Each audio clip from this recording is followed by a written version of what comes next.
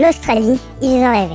Agathe, Alicia, Stéphane et David ont finalement réalisé leur rêve en avril 2013. 6 mois au bout du monde, 6 mois de découverte, 6 mois d'aventure. L'Australie, l'île continent, représente 12 fois la France et 23 millions d'habitants, répartis inégalement sur le territoire. En effet, la population est concentrée dans les villes. 86% des Australiens y habitent. Des grandes villes, nous en avons vu. Perth, Sydney, Melbourne, Cairns. L'Australie, par sa surface, est sous l'influence de climats divers et variés, continental au sud et tropical au nord. Le pays abrite une diversité d'animaux exceptionnels. Protégés par cette situation insulaire, les espèces animales et végétales ont pu évoluer dans un environnement privilégié. Côté vie de tous les jours, le sport est important pour les Australiens. C'est un art de vivre au quotidien. L'histoire de l'Australie est fortement liée aux aborigènes. Premiers habitants de ce pays, ils ont du mal à trouver leur place dans la société malgré une culture très riche. La cuisine australienne se nourrit de multiples influences, mais la tradition nationale se passe dans le jardin. Le barbecue australien. En termes économiques, la majeure partie des revenus du pays vient de l'exploitation minière, mais l'Australie recèle aussi des richesses agricoles. L'agriculture est un secteur important de l'économie du pays. Employant plus de 400 000 personnes, elle représente environ 3% du PNB, avec un peu plus de 120 000 exploitations. Les productions principales sont l'élevage bovin-viande, les grandes cultures et dans une moindre mesure la production laitière. Les céréales sont produites en grande quantité en Australie. Le blé est la production principale autant en valeur qu'en surface. Qu'en penses-tu, Stéphane? Toi qui as travaillé sur une exploitation céréalière. L'exploitation Vicstock Grain possède 32 000 hectares répartis en 2 sites. 200 km entre eux. La structure vient d'être achetée par des Chinois ainsi qu'une partie du port d'Albany pour faciliter le transport et limiter la perte de temps en saison de récolte.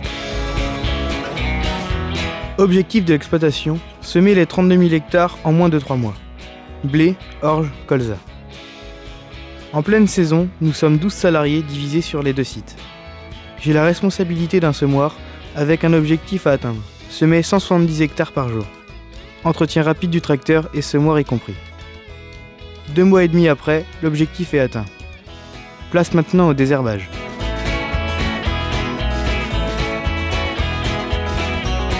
Tous les jours, avec un automoteur de 36 mètres en traitant jusqu'à 400 hectares par jour. Currently at the moment, you'll see the recommendation sheets. Ours is a rural supplies company that supplies canned corn. La ferme dispose aussi de 5000 moutons. Lorsque le temps n'est pas favorable aux cultures, il faut donc surveiller les agnelages et taguer la totalité des mers.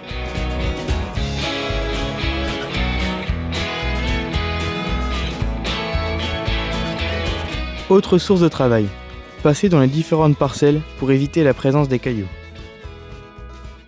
Il y a aussi le lait. C'est Agathe et David qui en parlent le mieux.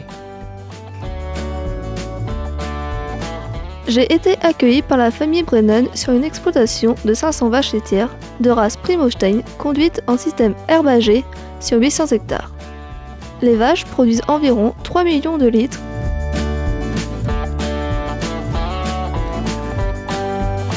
Sur l'exploitation, 6 personnes travaillent.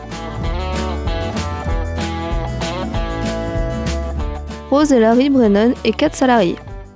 Ces derniers gèrent l'ensemble de l'exploitation.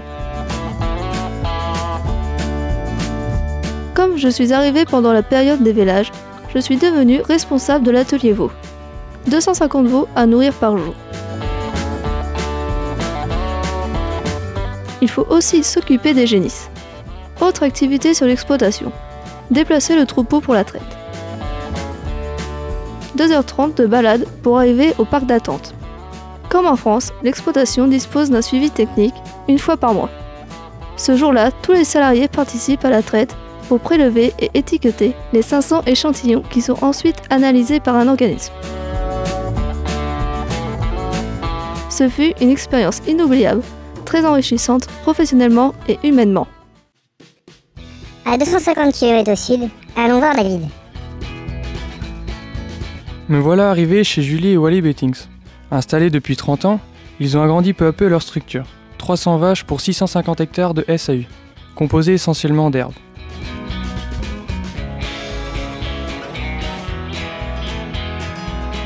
Le plus gros de la production se fait en hiver. Le climat est favorable pour la pousse de l'herbe. L'été, c'est plus compliqué. Pas d'herbe au pâturage, la ration est composée de foin, d'ensilage d'herbe et de concentré. Grâce à un système simple, le coût de production est très bien maîtrisé.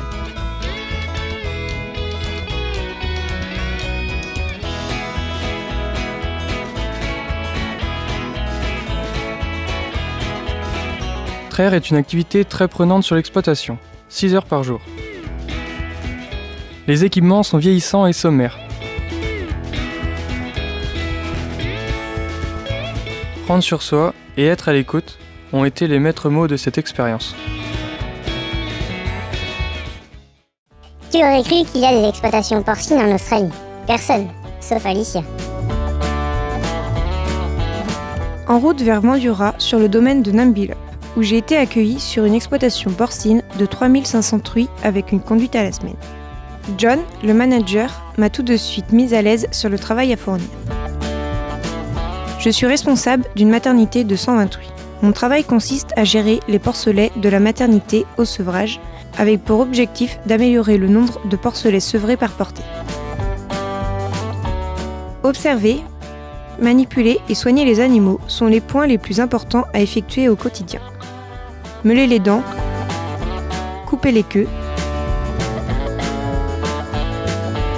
ainsi que les différentes injections n'ont plus de secret pour moi.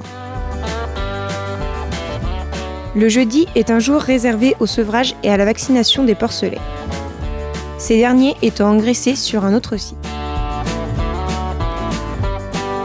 Entre deux lots de Misbah, une entreprise vient laver et désinfecter les salles de maternité afin de laisser place à une autre bande prête à mettre bas, et ce, chaque semaine.